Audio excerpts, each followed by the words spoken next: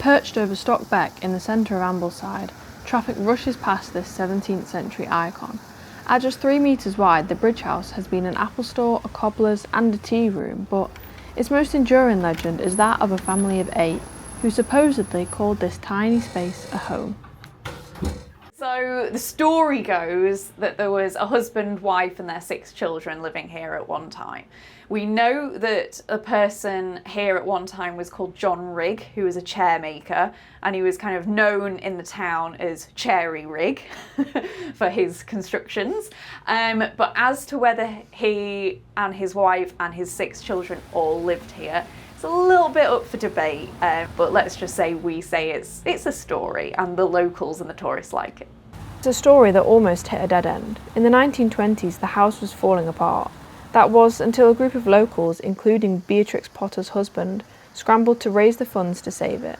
It's loved not just for its quirkiness, but because it represents the strongest piece of Ambleside's history. It's definitely an iconic place. It's probably the most photographed building in the whole of the Lake District, and it's just a cute, quaint, interesting building. People love having their pictures taken in front of it. Going up the steps on the outside is quite unusual. You don't have the stairs on the inside of the building. But exactly why this building out of anything else has survived, who knows?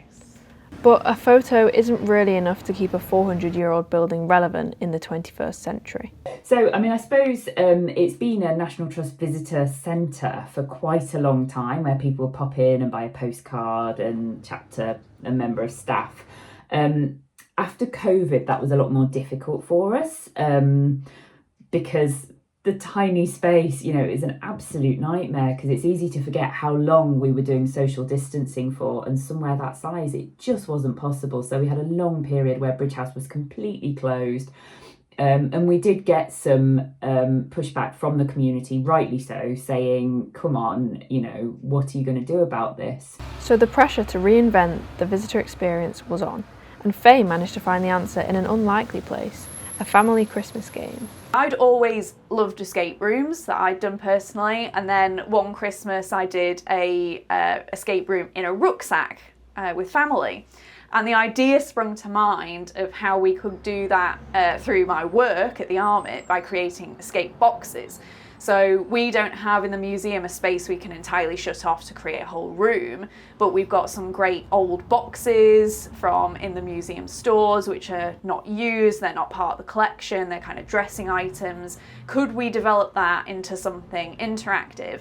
And the Bridge House is so iconic, as I said, lots of people come here to have their pictures taken, it's the most photographed building as well, people sketch it, draw it, all sorts.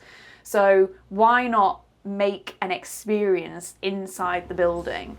And so we decided to create this story that the Rigg family disappeared, and because there were so many children, there's a story of a woman kind of being a bit jealous that she couldn't have as many children as they did. But as you go through the box, you'll find that the puzzles and the clues and things all relate to different parts of the Bridge House's history and what it's been over time. So it's meant to be a fun, exciting experience, but at the same time you're learning through play, which is another thing that we wanted at the Armitt to create.